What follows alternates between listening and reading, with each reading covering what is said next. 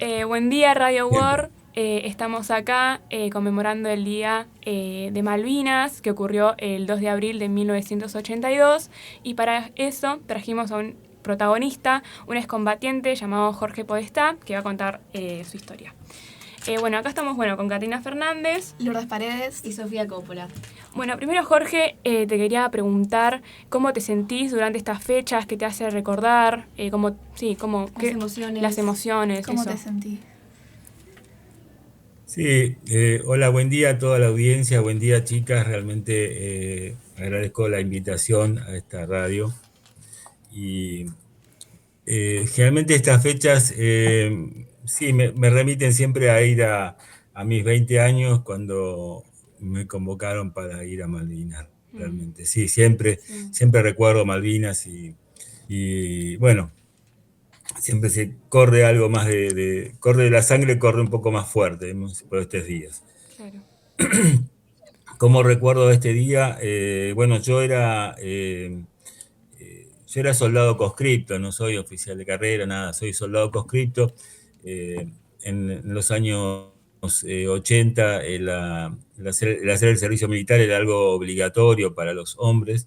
Eh, y yo había terminado mi servicio militar en noviembre del año 1981, o sea que estaba de baja, estaba ya encarando mi vida a futuro, yo pensaba, quería estudiar, quería ser ingeniero, y ya había empezado a dar unos exámenes, ya había comprado mis apuntes, había empezado a cursar también en la Universidad Tecnológica Nacional, y de repente estalla esta guerra.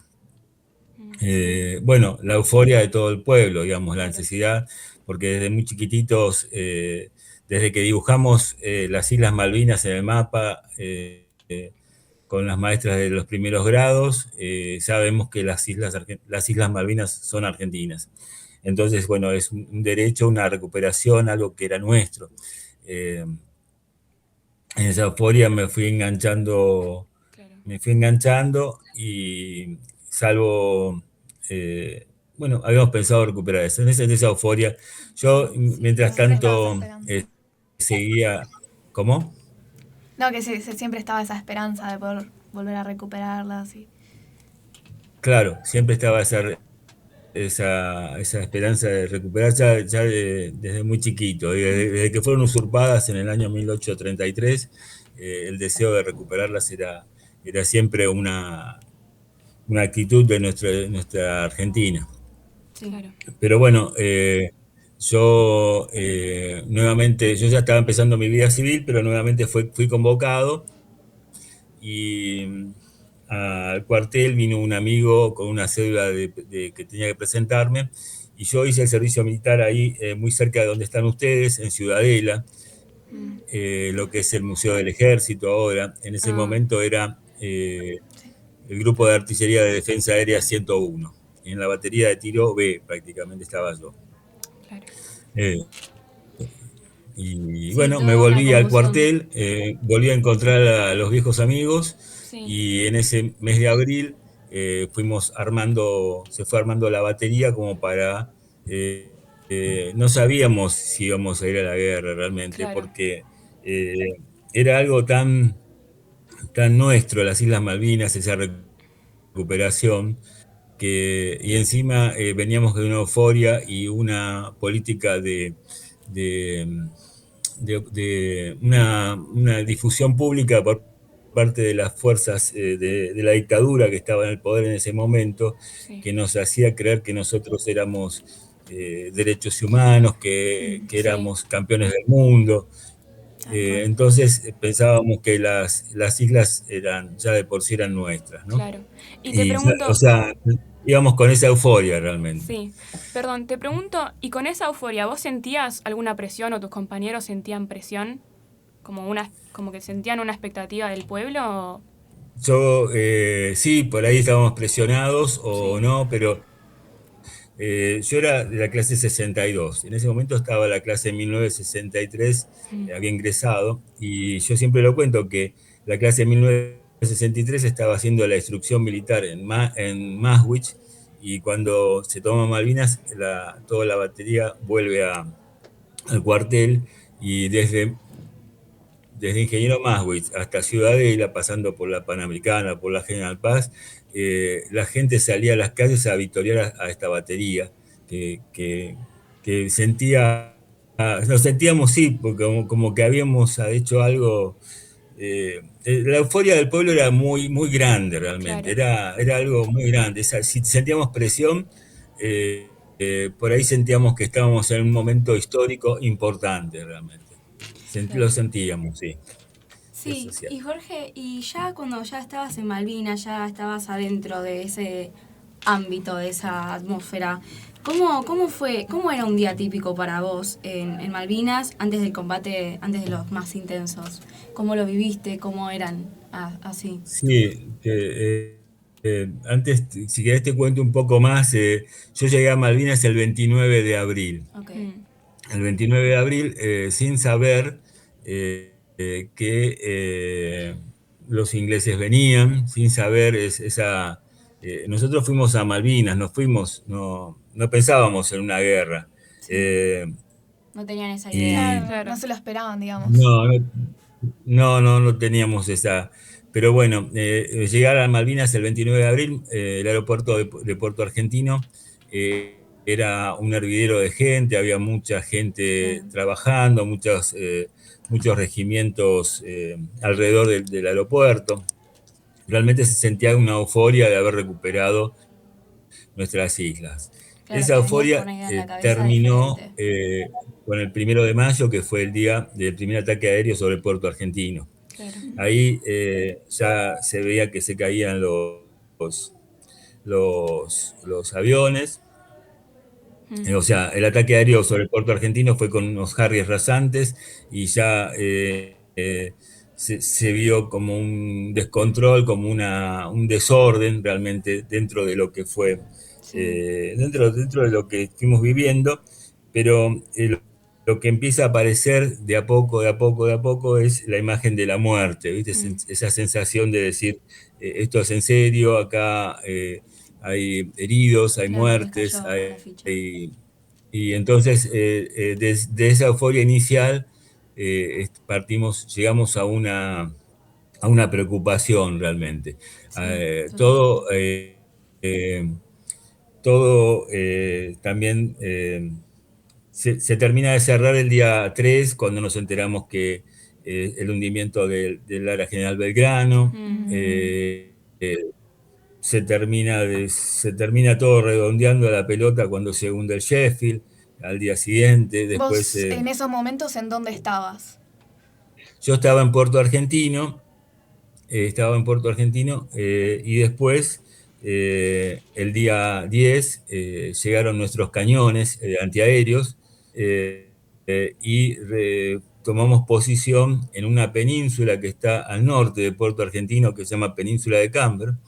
Y nuestra misión, la misión de la batería de tiro B, que eran 8 cañones, era proteger el corredor aéreo que se formaba hacia el aeropuerto. Y Ahora voy a la pregunta que me hiciste antes, digamos, ¿cómo pasaban nuestros días en la Sí, península de Camber?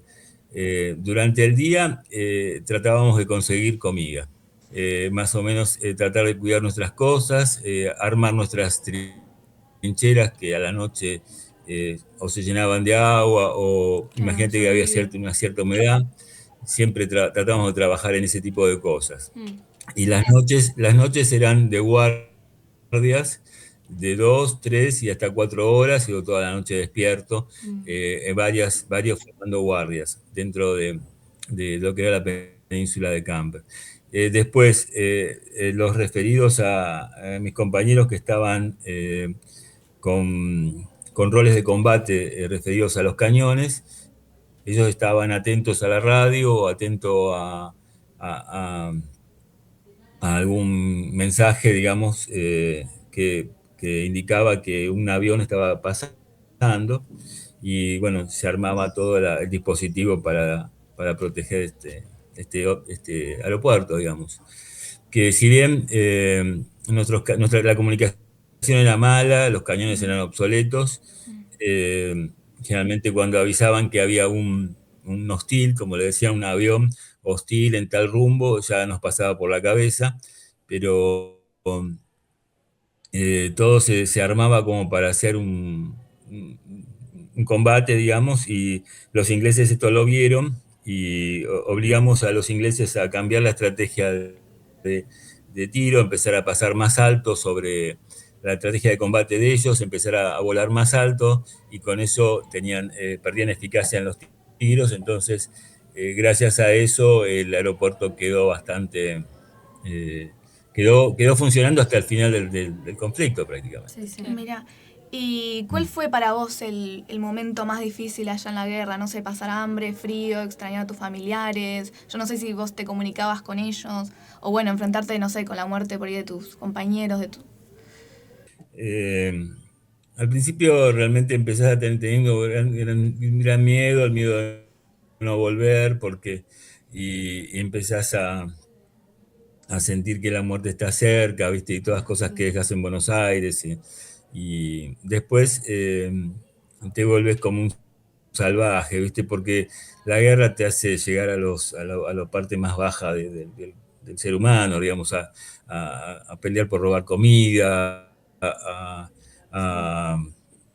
qué sé yo, a taparte del frío solamente con leña, no sé, a prender fuego, ¿viste? Y a todo eso, afortunadamente nosotros, bueno, desafortunadamente también tuvimos 2 bajas al final del conflicto, más o menos para el día 13, 14, y realmente eso fue también lo que nos convierte realmente de ser un soldado a pasar a ser un combatiente, sentir la baja de los amigos, el no volverlos a ver. Y bueno, eso sinceramente es muy triste realmente, esa parte. Y nos golpea muchísimo, Obvio. Bueno, Después sí, perdón. las situaciones así sí, no, las situaciones de combate son situaciones de combate que uno pierde toda, la adrenalina te empieza a cubrir Todo eje. te empieza a tapar las ideas, entonces es como que no sentís frío, no sentís calor, ves pasar las balas y te podés reír o podés llorar, cada uno lo piensa de su forma, pero son situaciones muy extremas, viste, que vos agarrás como, no sé, como tus sentimientos lo van viendo, ¿no? Realmente. Sí. Te aferrás a compañeros, te aferrás yo estaba con un compañero que teníamos una ametralladora, una Mac, y realmente íbamos de un lado para otro, y éramos muy fuertes, muy amigos, y tuvimos una gran fuerza entre los dos como para soportar los momentos más difíciles, ¿no? Sí. Bueno, Sí. Jorge, nosotros sabemos que fuiste prisionero de un buque de guerra inglés y queremos saber cómo fue tu experiencia y qué es lo que más te marcó de ese momento. Sí, nosotros el día 14 de junio, te hago un poco la historia de cómo fue hasta llegar al barco Canberra. El día 14 de junio se rinde Puerto Argentino y la idea era volver al continente con un puente aéreo, pero bueno, esa noche había una tormenta tremenda y habíamos ido hacia el aeropuerto y en el interín habíamos dejado los armamentos. No sé si recuerdan o vieron esas fotos de pilas de armamento que íbamos dejando, que nos iban sacando los ingleses. El puente aéreo se vio trunco, entonces tuvimos que volver al puerto, y en el puerto había una gran fila de soldados. Estábamos embarcando en un transbordador y nos llevaban hasta un barco que era tan grande que no podía ingresar al puerto, y en las afueras del puerto argentino hay una caleta que se llama caleta, que es una especie de puerto en el mar, digamos, ¿no?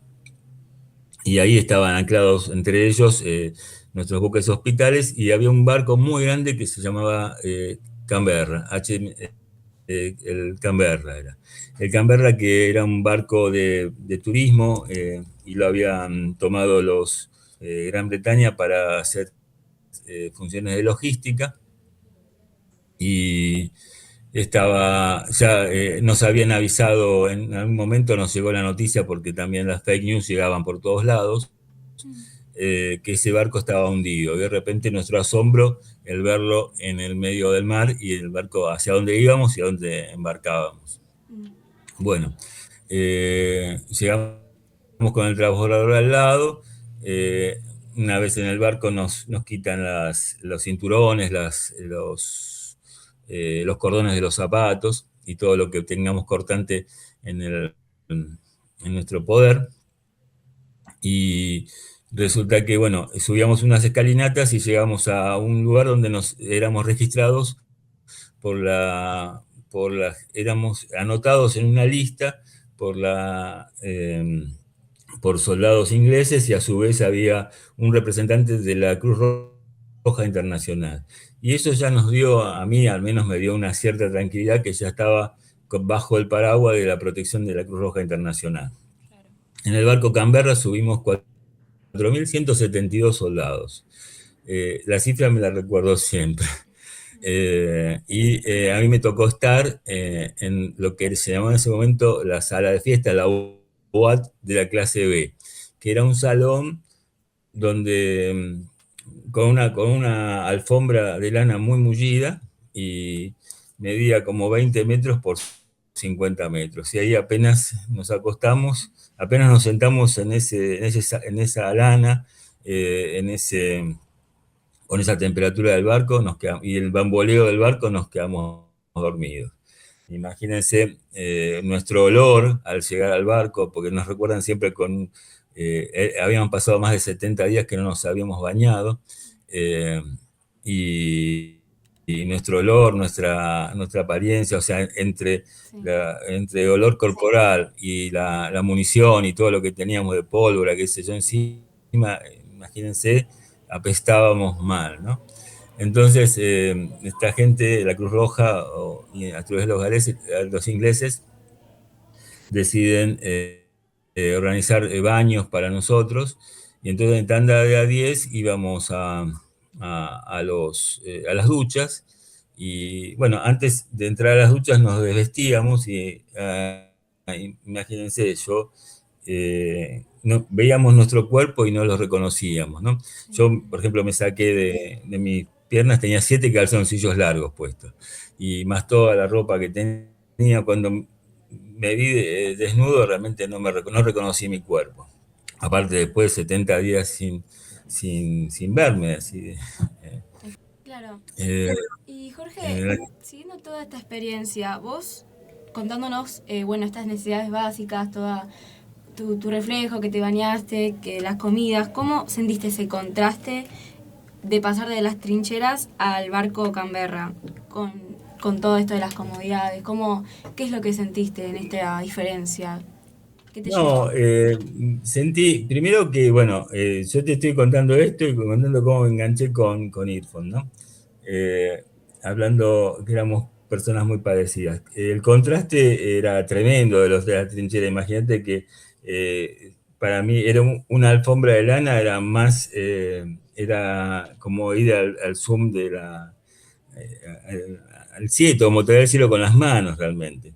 El calor del barco también, el que no haya más bombas realmente, a pesar de haber sido amenazados porque todavía no estaba firmada la paz, el barco Canberra en el transcurso de este viaje todavía corría peligro de ser bombardeado. Pero bueno, una vez que se firmó la paz, estaba muy tranquilo ahí. Y sentirme que me iban a comer, pero la